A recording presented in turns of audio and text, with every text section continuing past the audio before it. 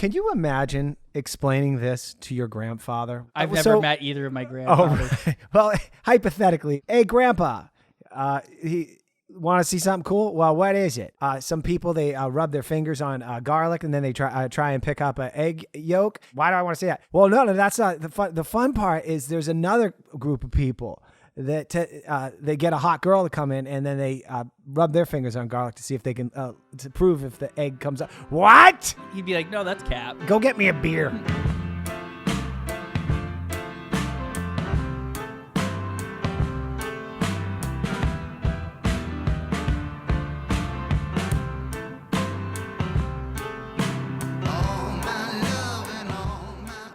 So you don't drink beer anymore? No, I don't. It makes me feel bloated.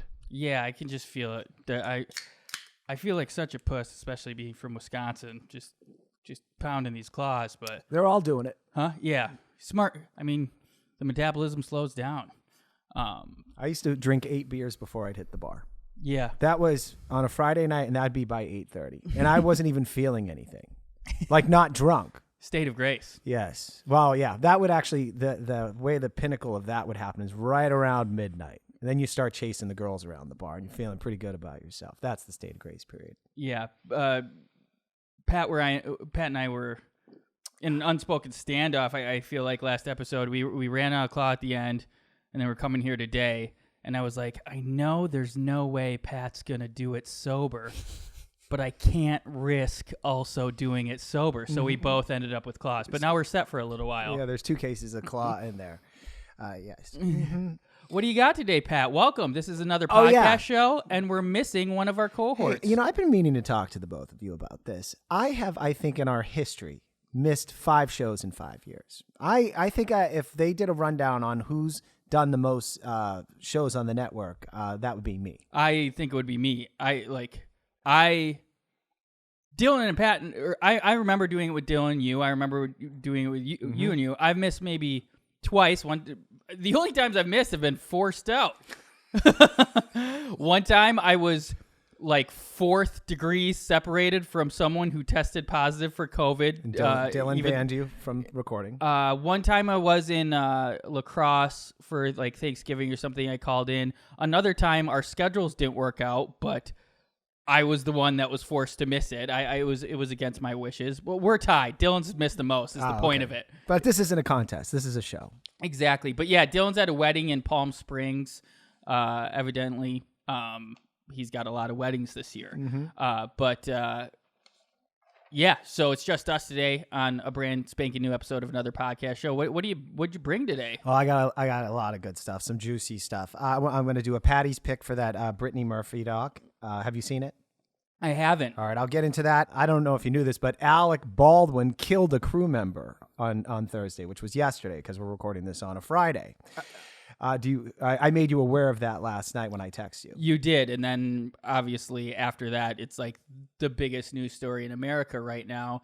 I am curious to hear your thoughts on it because you have very intimate knowledge. Do you want to wait to talk about the intimate knowledge? Yeah, we're into it. Well, is it cool if I just absolutely. Okay, so I was worried about touching on this only because of how tragic it was, but I bet we can make it funny. We'll try and do our best. Okay, so first off, any news organization, I don't care if you like them or if you hate them, but any news organization that had the headline Alec Baldwin killed a crew member. Yes, Nick. Oh, just to keep up because we're trying to format this APS like good broadcasting. I'm going to say what I brought in. Oh, sorry, Nick. No problem at all. It's kind of all in the same vein, just an effort to keep you young, Pat. Dylan brought in a new artist a couple weeks ago that I think you fell in love with. I've got another jam you might love. I'm curious if you've heard it yet because it's sweeping the nation, but somehow you have a blind spot for these things because you're not on Twitter and Facebook constantly and addicted, so good for you. And then after that, I'm curious what you actually think about the song itself. So we'll play it. You'll just have you listen, and then we'll have you watch the video, and I want your reactions on both. And then I think we'll wrap up the episode on a little TikTok trend called Fact or Cap, which I have to teach you what cap means. Do you know what cap means? No. No cap? Nope. Cap is a term Gen Zers use for lying. So, like you're like, oh, I'm going to on vacation this weekend. Everything's paid for. And people are like, oh, that's cap. Or you'll say a statement where you assume people think you're lying, and you're like, no cap. So like, oh, Are you saying people aren't trusting what other people they don't know that are posting videos are saying? Well, it's not necessary. The word itself is just about like lying, not lying. But then there is a whole different window of this game that we're going to play of people making up things to go viral, like, oh, look what this does. And then these two heroes, they definitively, they're like Mythbusters for TikTok, essentially. Oh, nice. It's factor. I have a pretty good barometer for bullshit. I can normally see something and suss it out. Well, that's exciting then, and we'll play. But cap is just a term for lie. You should know that to keep you young. So if you ever want to say you're lying to someone, just say cap. Okay. And sometimes you can even respond with just the emoji that's like the baseball hat. Okay. Cap. I can't just say you're lying. You'll sound old, Pat. Oh, all right. Well, that's why I hang out with you, Nikki. You keep me young. All right. Tell about Alec Baldwin killing a woman. Okay. So any news organization, this really bothered me because I just don't like, because you could say something is technically true, that becomes the headline and it's justified for that, but it's really mean-spirited and kind of evil. And, all platforms on both sides of the political aisle, I think some that even were in Alec Baldwin's camp, had no problem with that headline. Alec Baldwin killed crew member on set with a gun, which is disgusting because it was an accident. And, you know, they both have families, the victim and Alec, and it's just horrible to just post that. Anyway, I had a problem with that. But here's what really happened. Cinematographer Halyna Hutchins was killed on a New Mexico set on the film Rust after she was shot by a prop gun fired by the film star and producer Alec Baldwin. The Local 44, which handles the props, sent out an email yesterday, actually this morning, Friday, that said the gun used in the scene contained a live round, and the production's prop master was not a member of the Local 44. Uh-oh, that's dangerous. By the way, some for clarification, just because it says live round does not mean it was a bullet. It means it could be a blank. It just means something was in the chamber. And from what I've been reading just over the last 24 hours, it's usually a live round without the projectile metal tip. They'll stick like cotton in it, yes, or something. And then, although they're saying in 2021, only when you're trying to save a buck do you even do that, because you can just sound effects later on. There's other technologies that can pull off the same thing. See, people, I keep seeing people say that as well. But I mean, I'm just so experienced with firearms. It would take me right out of it if I didn't see the right recoil. Hear the pop. Yeah, the recoil from the shooter. I mean, it is called acting, though. But I mean, like I said, trained eye. I want to be in the moment. I don't care how many people have to die. I want realism in my movies. I understood, but I mean, do you need someone to stab you to fake like you're dying? Yes. Oh, okay. That would make it better. I'm being facetious. Okay, so get this. So anyway, Halyna Hutchins, who is the cinematographer, which means you're the DP. And I don't know, a lot of our fans are there in the business and understand. Double penetration. No, director of photography, but close. So this is a really important role on a film. Okay, you are basically the right-hand man of a woman of the director. So the director comes in and he wants to make sure the dialogue and all the emotion of the scene's working, but how it actually physically looks any given scene, that is created by the DP.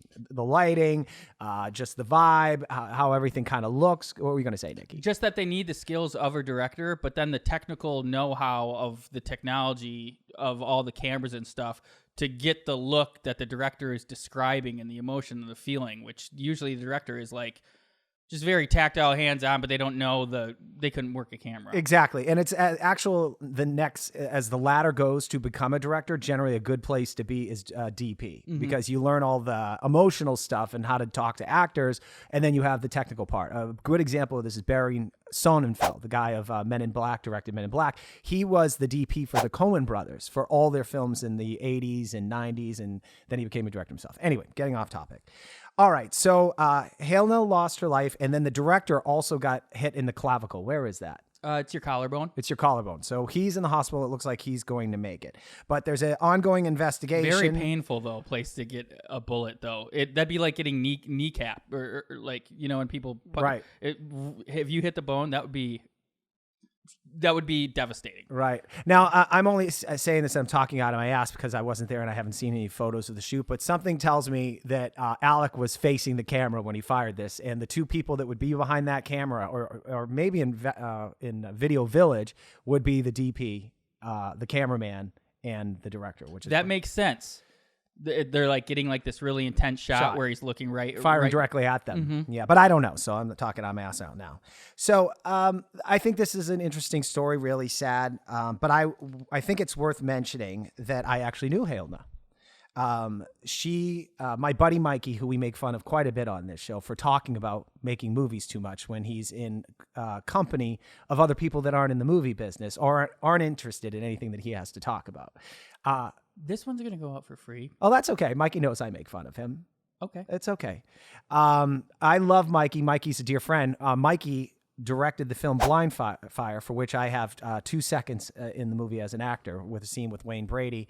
And he directed it, and that was his DP. So, and the other part of this and how I knew her was Mikey had a $300,000 budget for that film. So the way that they were able to accomplish that is him to pull every favor on earth out of his ass. And one of those favors was locations that he doesn't need to pay for. The film Blind Fire, which if you want to go see Helena's work and Mikey's work, is on Amazon. You can go rent it or whatever. Or if you want to see what my house looks like, because a third of that film was filmed in my house in the very studio that I'm talking on my microphone was the final scene of the movie when they transformed it into a teenager's bedroom. So anyway. Super fascinating, because that's a huge hassle when someone films at your house. You get sold a bag of goods. We're going to be in, out. It's going to be easy, light lifting. But normally the people will get paid like $15,000 a day. Yes. You got nothing. And they tore my house apart. They filmed in my bedroom. They filmed 2 different bedroom scenes from 2 different storylines. They filmed in my living room with a bunch of protesters throwing tomatoes at a cop's wife who was in the house. They used this room for several scenes, and I mentioned the final twist to the movie that happens in a teenager's bedroom. It was a full week of them in here, and I guess you could say I worked with Helena. She was a total professional. I remember the first scene was at this dumpy bar called The Fifth in North Hollywood, and we were there super early. The set's all set up. There's probably like 100 people there. It's quiet as a mouse, and I saw her climb on the bar, quiet as a mouse, while a scene's happening, and she's tweaking a light, and she was just the way she was maneuvering, and just she wanted that to look just right. And I was like, oh my god, that's a pro right there. So I was very impressed by that. I want to say with that filming experience, and Mikey still owes me like $300. Because there were so many movie trucks and it draws so much attention because I live in a very quiet suburban neighborhood. Someone at night must have walked by and all the commotion and jumped over at 2 a.m. and stole my bike. I never had anything stolen from my backyard, but someone saw that there was a movie being filmed here and the set was closed down. They saw all the movie trucks and they basically saw equipment that was all packed up and stuff. But one thing that was out, because I went for a bike ride that day, was my bicycle, and they stole it. So the reason they investigated is because they saw the movie knowing or thinking there'd be valuable stuff there. Instead, they got your fucking bicycle and rode off on it. And the other thing is it got all my neighbors pissed because of all those fucking nosy Nellies. They were walking up and down here. I mean, it was a full-on Spielberg movie set. There's, 15 trucks on the street. That might be a slight exaggeration, but I know what you're saying. Like even smaller productions, it's insane the amount of infrastructure that is needed. Oh, yeah. Spielberg, I mean, that's a little... All right, fair enough. But when he told me he was going to film here, I thought it'd be 2 vans and 5 people. The next thing I know, it's got these trailers and bathrooms and makeup trucks and grip trucks. And it's like, yeah, my neighbors, one of them, nosy Judy over there, she thinks she's the mayor of the fucking street. Oh, how much did you get paid for this? I'm like, oh, none of your fucking business. You're embarrassed. I get it. She's like, you should have got $15,000 a day. But I've always loved this about movie sets, like the amount of commotion going on there. You could be anyone. Oh, yeah. And just as long as you carry yourself with confidence, you could just do whatever you wanted. And I remember when I was when I first moved to LA, the reason I learned this is because I was on like the lowest rung of the ladder job. Even PAs would spit in your mouth if you looked in their eye. Mat men. So I was on movie sets, and then you got those awesome catered crew meals, but we didn't have any uniform. I just walked up there and got my meal. And I'm like, if I ever see a movie set like out on the street, I really want to go try to eat for free. All right. So that's funny you say that. So I actually did get kicked off a movie I was actually working on by one of, she was a really pretty, I don't know, she was a low-end producer on the movie Evan Almighty with Steve Carell.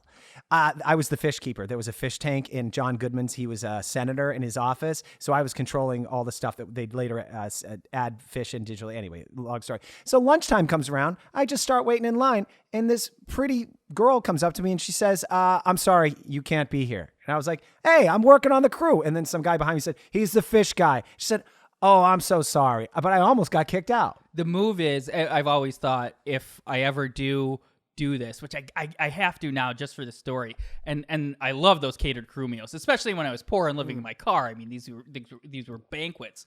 But if someone does approach you and they're like, excuse me, are you supposed to be here? You're not on this. Do you know who I am? You don't want to do this. Let's just, I'll pretend this doesn't happen if you walk away. Just have to be really confident and threaten them. Because usually, like, the highest people on the production, they are showing up plain clothes, just kind of checking it out. You know, I could have financed the fucking film. Get away from me. Or just say, I'm the fish wrangler. And they'll go, I'm confused and I don't want to, I have no further questions. Go ahead, eat the fucking mashed potatoes and cold chicken. This is the movie Dune. There are no fish. All right, so just wrap this up. I hope I didn't make too much light of that. She was a lovely person. And I also did a bit on this like a year ago on PMZ about the safest place to be on the planet is on a film set. I remember that. With all the fucking unions and all the protocols and rules, you don't get hurt on film sets. Unless, of course, you're Tom Cruise and you're trying to kill yourself.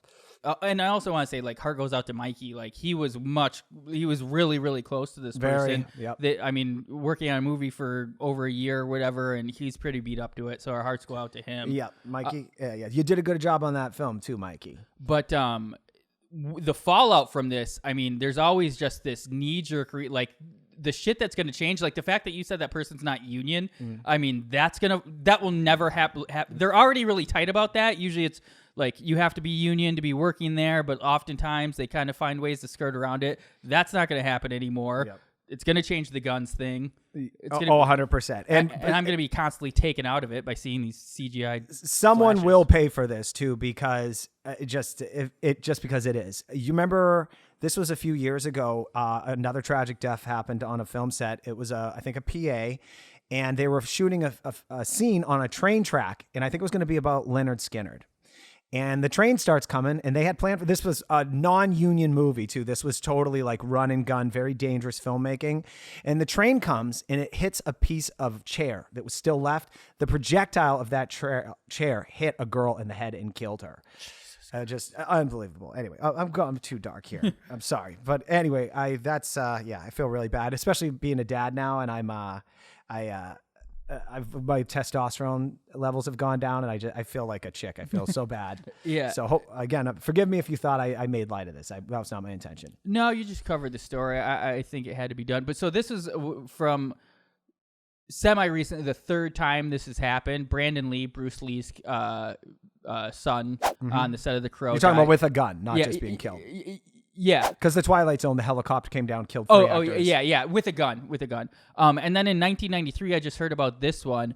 An actor, like, it was the same thing. They were live rounds, but blanks. But he, as a joke, he held the gun up to his head. 1984. That was on a TV show called like The Detective or something like that. Yeah, that guy was supposed to play the character in Miami Vice, played by Don, whatever his name is. Johnson. Don Johnson, yes. But he died before he got to play that role. Is Sonny the character's name? But with that one, like, people always say prop guns. They're real guns, and anytime you have a real gun, you should be using proper gun safety. You would never pick up, even if you know it's empty, a gun and shoot yourself in the head.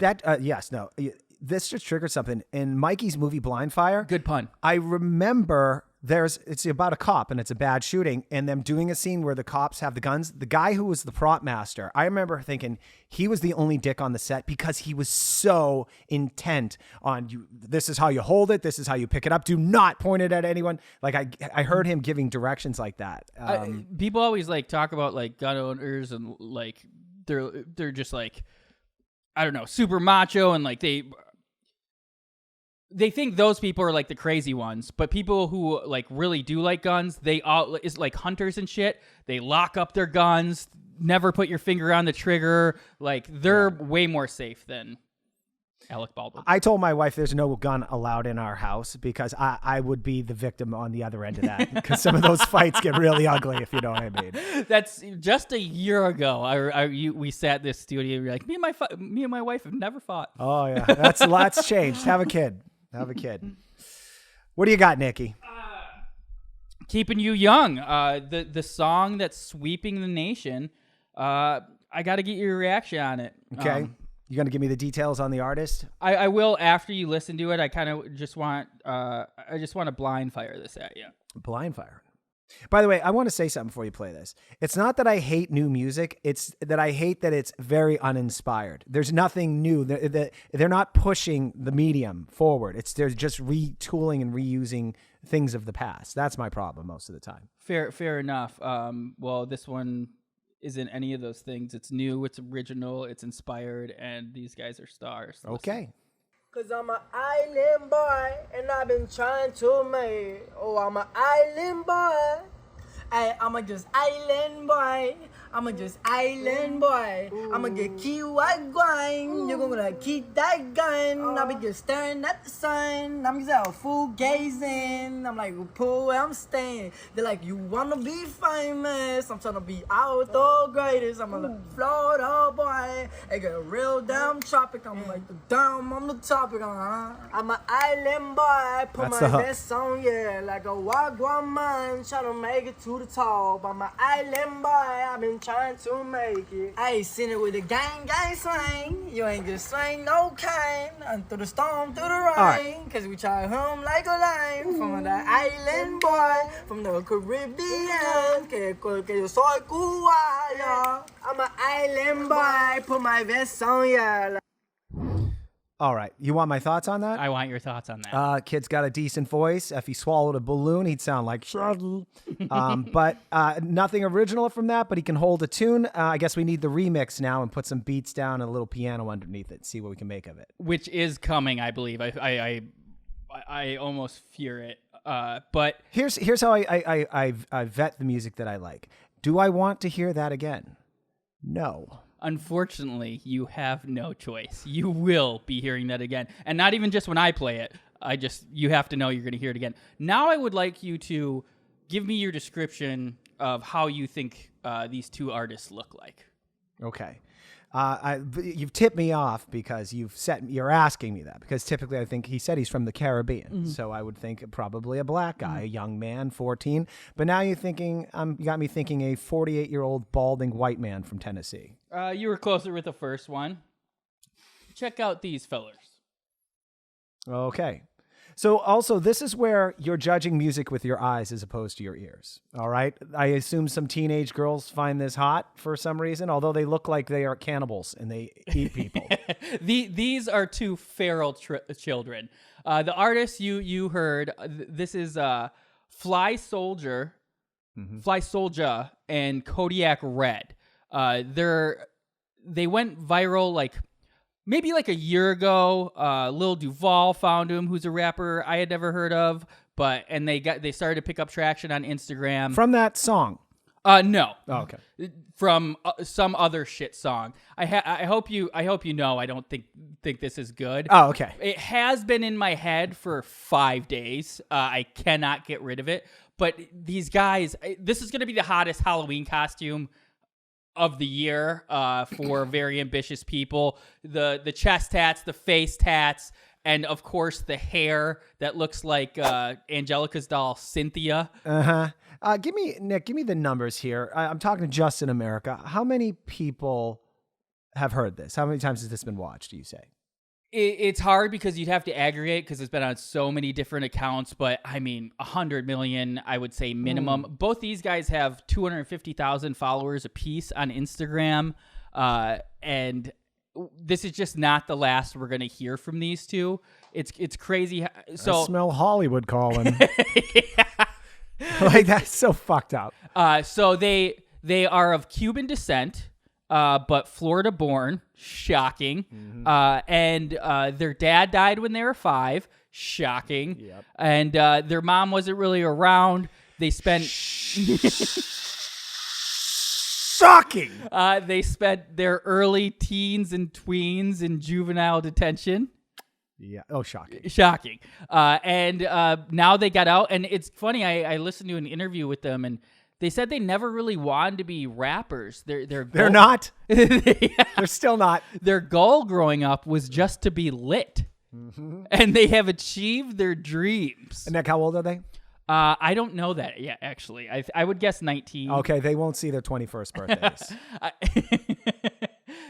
That's a safe bet, unless they continue. Like, they can go like the Tekashi route, where they get protected because they're rats and shit. And then they only hang around with white people, so they're actually not that much in danger. But yeah, they're just a fascinating duo, and I'm just really excited to hear more from Fly Soulja and Kodiak Red. I personally, this is actually, for some reason, they're fraternal twins, but for some reason this song is Fly Soulja, the blonde one, featuring Kodiak Red. And I mean, he must have wrote the lyrics. You know, he owns the song. They called it a freestyle, so they were just going. But I actually think Kodiak Red is just eons more talented, you know, if you have to pick one. As far as brothers and bands go, move over Van Halen. Jesus fucking Christ. This is why the world's going to hell in a handbasket. That's what I was looking for. Get off Old our lawn. grandpa. But you're just echoing everybody's sentiments. We're fucked. I was going to say they're mocking them as well. No, I think teenage girls probably think that's awesome. Although I like the band Poison, so I try and have context to this. Like the bands and stuff that I listened to when I was like in my teenage years is just, now I can now reflect on and go, what were you thinking? That was such garbage. And the look is just as outlandish. Yeah. Like tight pants, long hair, super skinny. Guys trying to be chicks. Yeah. Oh, So it is very interesting how everything's cyclical, but then you get a little separated, and that just really sticks out to me. But man, I'm an island boy. Just trying no savvy person has put a beat to that. I think they're working on it. A couple people have, and they posted it, but I think they're going to be recording one, and we'll hear one soon enough. Oh, good. All right, thanks for bringing that in, Nikki. All right, is this back over to me? What was the sadder story? The person being killed on set, or these two being successful? All of it, because I don't think there's anything good in the future for those guys.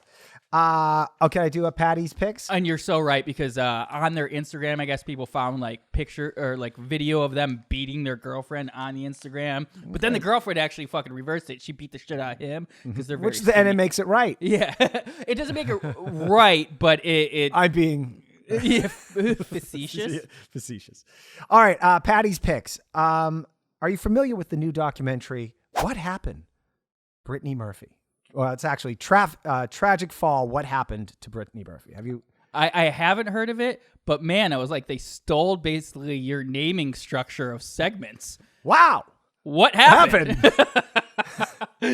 All right, so I'm going to play the trailer in a second, but it's a 2-part HBO documentary series called What Happened, Brittany Murphy, ? Reveals how talented, sweet, and likable the young star was, and then she fell to the prey of pressures of Hollywood stardom and was manipulated by a nefarious Svengali who turned her life and death into something lurid and a true crime story. All right, let's play the trailer. It's really good. Actress Brittany Murphy has died Media at and the age of paparazzi 32. surrounded the home that she shared with her husband, Simon Monjack. Simon took her away. He made sure no one could get to her. Hi, my name is Brittany Murphy, and I go to Hoover Middle School. Brittany was so wonderful. There was nobody else like her. There was kind of a sweet, childish, lost quality that she had that just breaks your heart. She was successful immediately. You cannot be a teen girl and not love Brittany. In 8 Mile, Clueless. These are movies that will stand the test of time. Agreed. Brittany Murphy was super cute, but in Hollywood, you have to be Gwyneth Paltrow. She was not a typical pretty girl, and so many young women in Hollywood are pressured enormously. She had lost an inordinate amount of weight, and she was dressing totally differently. She said, that's what I've been told if I wanted to be considered as a leading lady. During a little dip she was having, he came along. And I think that's where her judgment was muddled. and she became prey. Simon said that he was the largest collector of Vermeer, dated Elle Macpherson and Madonna. He said that he had been dying from terminal brain cancer and that he had bought an experimental treatment derived from the fins of sharks. Every single word out of his mouth was a lie. We all were scared and freaked out. Like, who was this guy? Once they got married, they were holed up in that house 24/7. Nobody got close to her. Last one, guys. You start to think, well, okay, who gained from her dying? There were more unanswered questions after the autopsy came out than there were answered questions. People start thinking, there's more behind this. There's something else. Simon had all these secrets.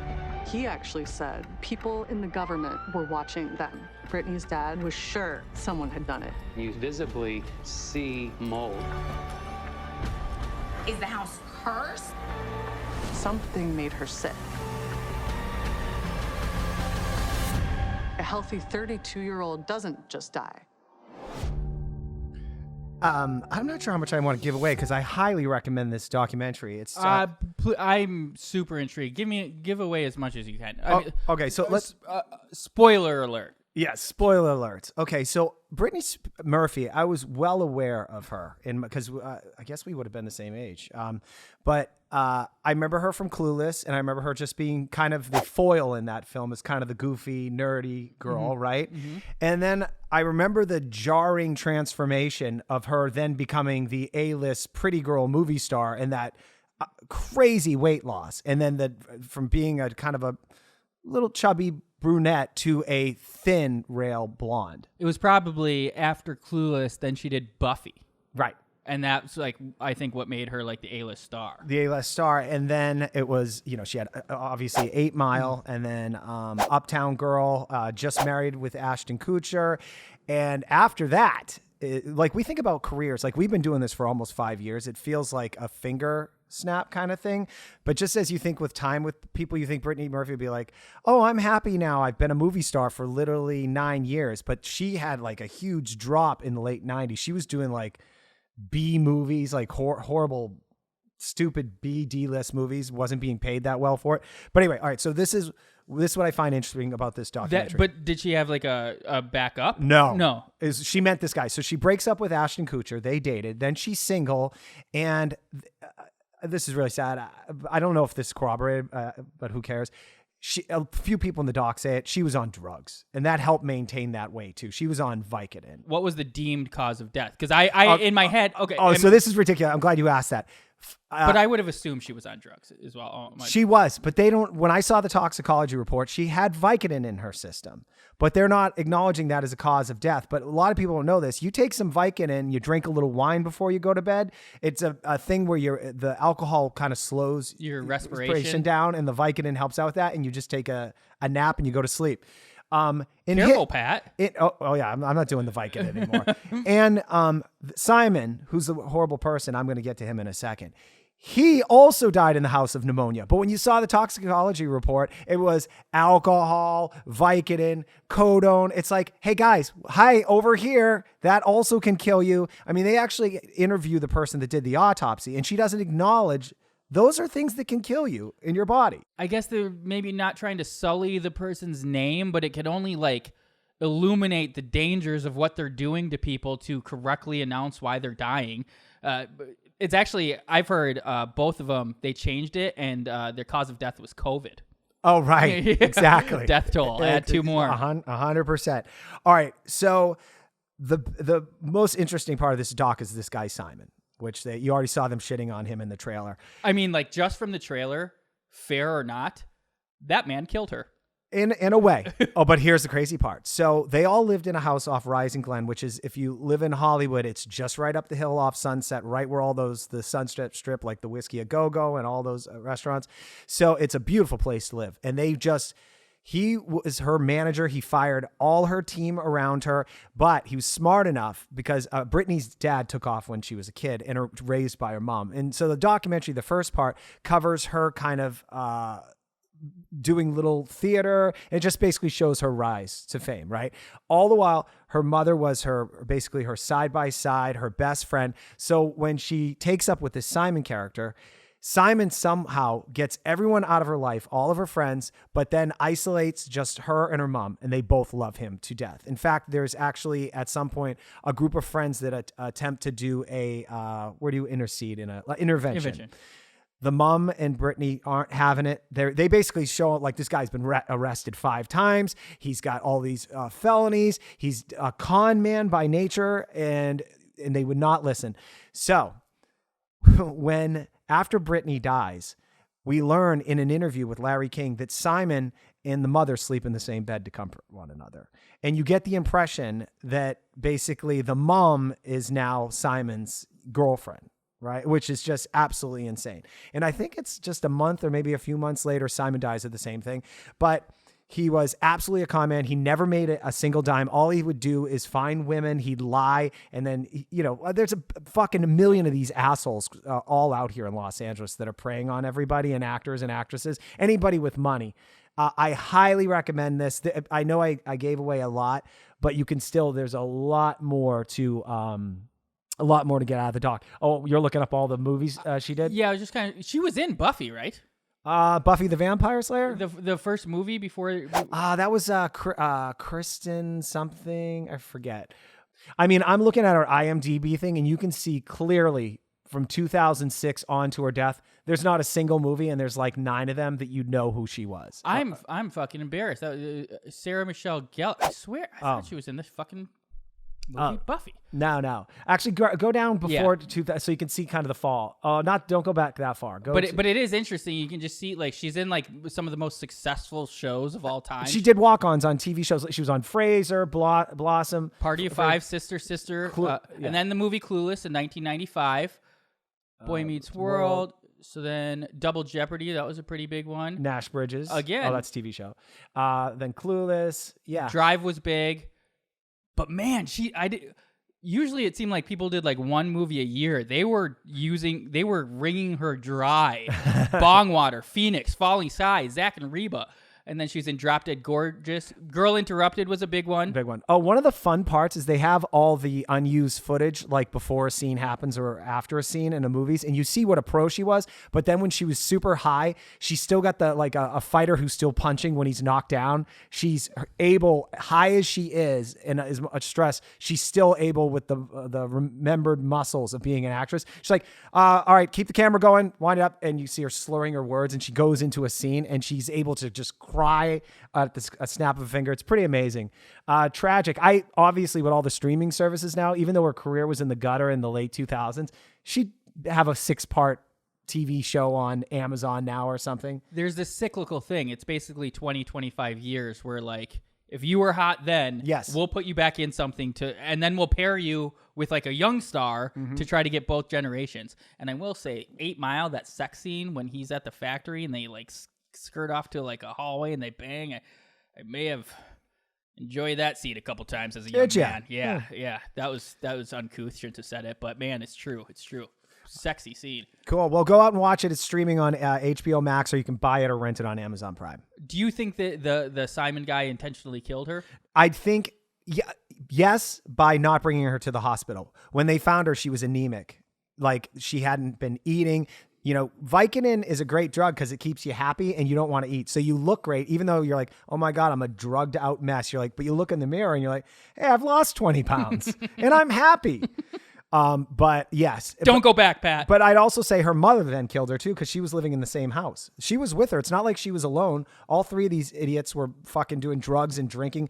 Oh, you look at some interviews of her mother after the death. She is I want to take what she's taking because she was fucking cloud 9. What was her, like, where'd she come from? They seem like trailer trash? It was like, I think Pennsylvania, and she started out doing theater. Oh, there's a bunch of fun footage of her as a little kid. Charming as hell, always putting it on. You could tell she was the annoying person, always felt like she had to put on a show for the adults, Sometimes actors and actresses, they're like these empty vessels and they have no personality and they're just good at being put. But then sometimes, like, you could just tell she's like just fun and funny and like bubbly and shit. This is tragic. It is very tragic. What an uplifting episode we have today. What do you got, Nick? We got one more thing? Let's play some fact or cap. This will lighten the mood. All right. Do I get to judge if it's fact or cap? Yeah, absolutely. Oh, okay. So these are just some like hacks, life hacks, TikTok trends, and we're going to see how gullible you are, and everybody's just going to find out if they are in fact or cap. Okay. Can there also be I don't care? No, that is not an option because I have a strong assumption you won't care about any of them, to be honest. Okay. We'll do this first one, even though it's the least interesting, but since we're in order. Let us know if this is fact or cap. I'll when I pause it, then you can answer. Okay. Ink reacts to heat. So, rubbing the eraser creates friction and causes the ink to disappear. But check this out. You can also use fire. As the ink is heated... I cut it off. Disappearing ink. Okay. Not just regular ink. Your message starts to disappear. But wait, there's more! Put your paper in the freezer for a few minutes and your message will reappear. Welcome to Fact or Cap. So those guys are going to tell me if that's true or untrue. These are the TikTok Mythbusters. Okay. Well, I don't understand chemistry that well, but I'm going to go ahead and say, well, she had 3 examples. So do they go through each one that she... No, she only had one. She only had one. The first thing is it's like, oh, you rub it off and like that's known to do. But can you then also do it with a flame, freeze it, and make it come back? I'm going to say cap. You're going to say cap. Well done. Great usage. It sounded like you knew what it meant. Let's see. Where we test TikTok videos to see if they're real or bullshit.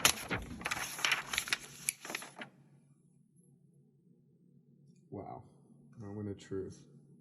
Well, that worked. She's holding a flame up to Let's something. put it in the freezer and see what happens. It For was about pretty 5 minutes in the freezer, it's pretty much fully reappeared. The magic of the pen and the fire and the freezer, it all works. Really? Fact. That is a fact. That is a fact.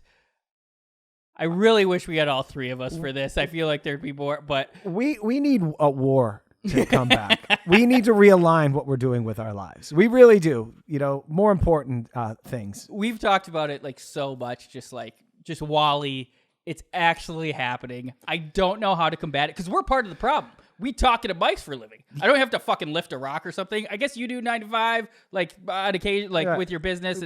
It's a thing running. Blue collar stuff. Well, no, but Nick, we have more important things to do with our time than this. Do we though? The only other important thing is like watch the new thing on Netflix. Go for a walk. Yes. I have been doing that. I just go for a little walk without my phone. Okay. All right. What's the next one? The next one. Here's a quick way to make apple juice. Maybe. They take an apple, put it in the freezer, let it thaw,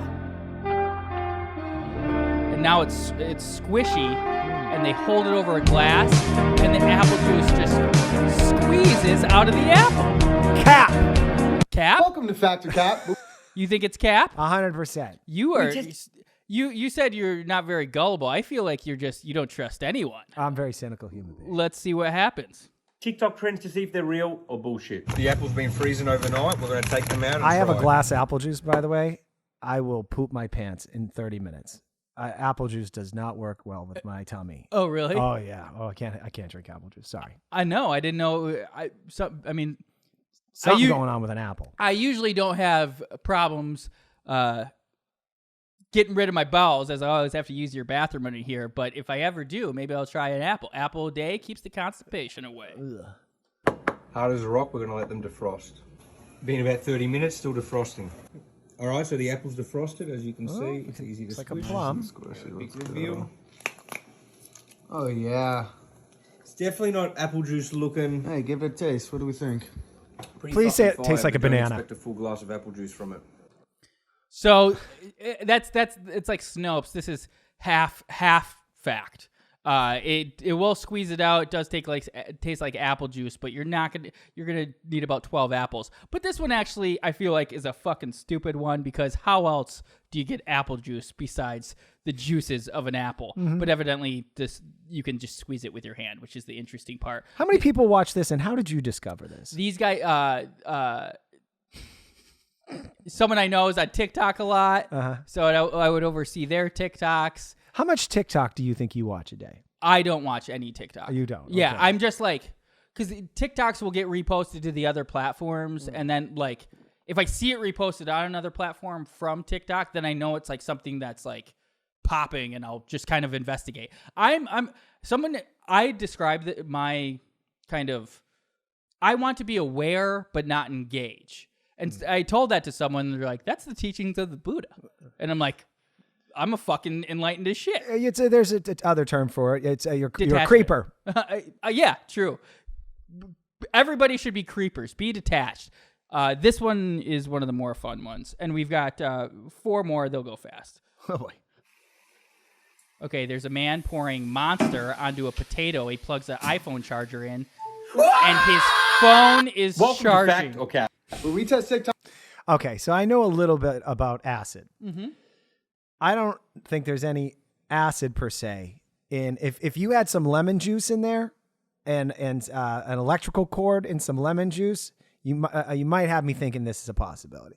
I don't believe there's any acid, although God knows. I used to hear that Monster Energy drink was cow balls or something. But that's the worst tasting energy drink. Monster's just atrociously gross. I think this is cap, Nick. You're so untrusting. Let's see. Well, let me tell you why. Because if this actually fucking worked, you'd have a bunch of assholes with potatoes and Monster Energy drink in their cars. I mean, most cars have chargers and shit. Yeah. Let's see. You're excited though. You want to know. This was a good one. This is a good one. This was my favorite. The other two, yeah. TikTok videos to see if they're real or bullshit. We have God's gift. Blue Monster. And God's potatoes. gifts. So these guys, you asked how many people are viewing it? They have 25 million TikTok followers. They're literally one of the biggest TikTokers in the world. This is absolute insanity. My favorite band was Poison when I was 13, so what do I know, though? But these guys are kind of doing a service because there's a bunch of fucking people lying out there and like going viral and stuff, and they're myth busting. But man, they have access to anything they want because they have 25 million Instagram. What are they pulling down a year? It's becoming, it's not easy to monetize TikTok just off your TikToks. So I would have to know what they're doing like otherwise, but they seem like smart, savvy guys that are probably pulling strings to get them. Well, I assume they create a YouTube channel with all this nonsense on it, and then they get that ad money. I will, we'll investigate after. Yeah, no, but I want to bring that in and try to find out what these gentlemen are making. We can type in net worth online. It's pretty accurate. Maybe they'd even. You think that's accurate? No, Adam Carolla, he says he's 20 million. He's worth 20 million. That's 1 for 1. I've looked up people where like, I don't know. I don't think it's that accurate. I wish there was a way to verify that. That would also be a fun game. And just guessing people's celebrity net worth is game. But let's find out if pouring Monster on a potato, plugging in an iPhone charger with your iPhone plugged in will charge your iPhone. Is that fact or cap? Get it nice and soft. Oh yeah, energize. Moment of truth. Ready? Bullshit. Guys, you saw that's cap. First, that's cap. Now, one of the tricks of this is it was an easier way for the guy who was trying to fool you would have been to show the part that sticks into the potato of the power plug into the iPhone. It was a little magic there where he had it off to the side so you could see that it was obviously being connected by a separate power supply. I didn't even put that together. Mm-hmm. I would hate to go to a magic show with you. Oh, I'm no fun. I hope the Magic Castle opens back up. All right. Hey, by the way, if this is on the free feed, yeah, go over and pay us for talking like this. And also, I have a new segment on PMZ at the $10 tier where I'm going to launch a new segment this week called Exposed. I'm excited for that. Mm-hmm. Also, and I'm kind of doing what these guys are doing. Yeah. Mm-hmm. We're gonna fucking take them down. Those will be great TikToks. But also, I have a confession to make for our audience. What's that? And a public apology to my friend Pat. I lost an SD card. Oh, this is big of you, Nikki. That had 3, but one we redid, and I thought we did a fine job. It might have been better than the first one, our Below Deck episode. But we also did an APS and a PMZ. I fucking loved those episodes. I left and I was listening to it on the way to dump footage. I was taking down all these notes for editor Brian for stuff to add. I was so jazzed, especially that fucking rock segment. We listened to his verse on Tech Nine's song, and I lost the SD card. I called my Uber driver so many times that Uber paused my account and called me and asked if I was harassing my Uber driver. For 5 days, I could use Uber Eats, Postmates, or Uber. Oh, wow. Sorry, Nick. No. In a way, it's poetic justice. There's that little retribution. Where do you think that SD card went? I think it's in that person's car. Yeah. You wouldn't bother to even respond back? It was a she, and that's why I think she was, like, uncomfortable with me calling so many times. But, like, just call me back. And it was like, just either way, if you could take a look, find it or not. Never even called you back? Oh, give her 1 star, dude. Yeah. More. I want to like, I don't know. I want her to be deactivated from Uber. She made my life hell, and I just have a feeling it like fell down into like the seatbelt little section or whatever. And God, that was fucking bullshit. But I lost 2 episodes. Why did I bring that up? I had a reason. Been on your chest. But I also had a reason. Oh, what I was gonna say. Those 2 lost episodes. We're working on the camera audio, and we're going to release it on the $10 tier. Oh, wow. So we have it on the cameras. Yeah, you have it on the cameras, but it sounds so shitty. Okay. But it'll still be enjoyable listening if you just understand what you're listening to. We could never put them out for free because people will be like, wow, these guys are fucking amateurs. But I still think it'll be an enjoyable watch, and I just can't let them go. So people will see those episodes. Oh, and good. If you're wondering where we've been on our Patreon for a week, please don't leave. There's more coming. Patty Melt was pretty upset. She reached out to ask if we were okay. Yeah, she messaged. She's like, was I kicked out?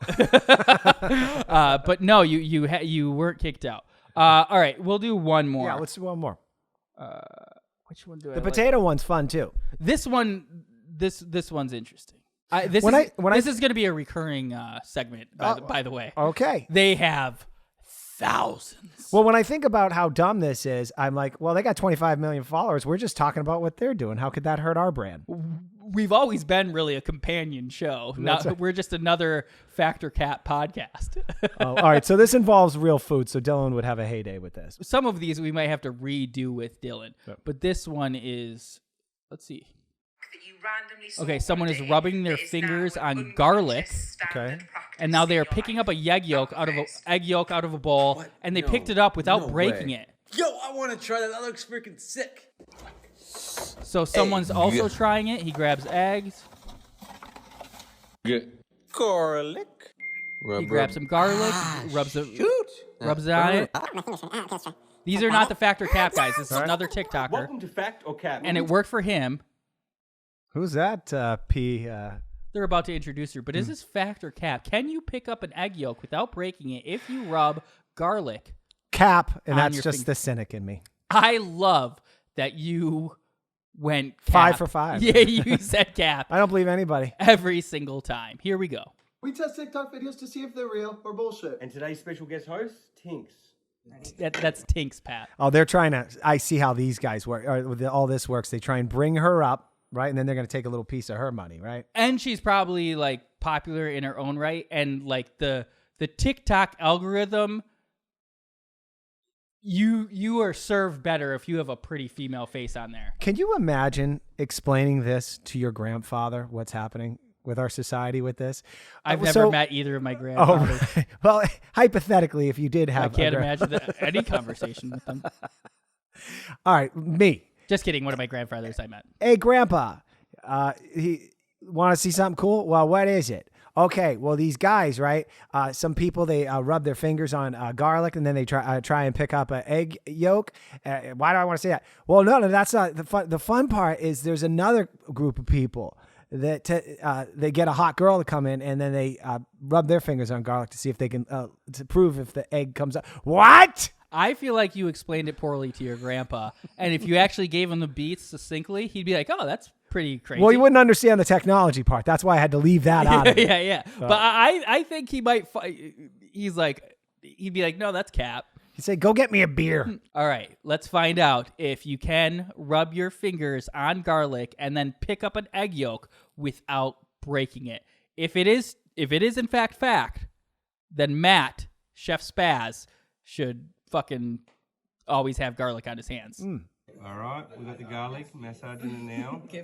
Smiley face killer also. She has smiley faces on her fingers. It's a little nod. Why is he following me? Or them? Massage. Yep, not reaching for the egg. Well, I don't think the fingernails help. Oh, Wait, looks hold like a on. charm. Yes. Now, all right. Can we have someone that doesn't have a 6-inch fingernails of plate fingernails on there? She actually. As you can see, this works. It probably helps if you don't have 5-inch nails. All right, she addressed it, but it seemed like it worked otherwise. She did kind of do a scooping motion. She did a scooping motion. This is bullshit. I might have to test this myself. Next week on APS, can we do it? Can we Yes. have garlic? Don't tell Dylan anything about this, and we'll test to see if it works. That is, there's things that are unsatisfying that you put your time into. Just that particular moment right there, she scooped it up with her hand. You got to do it the way they do it in the life hack. This is some bullshit right here. We've learned nothing. Yes, learned nothing. that's what I'm saying. But man, what a great segment that's now been introduced. It's a good job, Nikki. I was interested, and if Dilly was here to crack wise, I think it would have propelled it along too. I thought we did great, and as always, like I bring in something, and I'm like, oh, this is a really good idea, and as we get closer and closer to showtime, I'm like, this is stupid. They're not going to be interested at all. I'm like imagining in my head, but I could see as we were doing this segment, you getting like, is that Factor Cat? So I'm ecstatic right now. Can't wait for some PMZ. That was a great APS. Dylan, we miss you. Bye, buddy. Quit missing shows. Pat, say goodbye. Oh yeah. I was saying bye to Dylan. I was missing Dylan. Yeah. Mm-hmm. Oh, you want me to say goodbye now? Yeah, and go leave us a rating and review. Subscribe on our YouTube. We have so much stuff going on. If you like anything we do, some would argue too much. There's more of it. I wouldn't argue that. All right, Pat, say goodbye. Bye. Oh wait, actually, Pat starts signing off with another great week in podcasting on our free episode. All right, another great week in podcasting. See you next week. We're gonna have those T-shirts soon.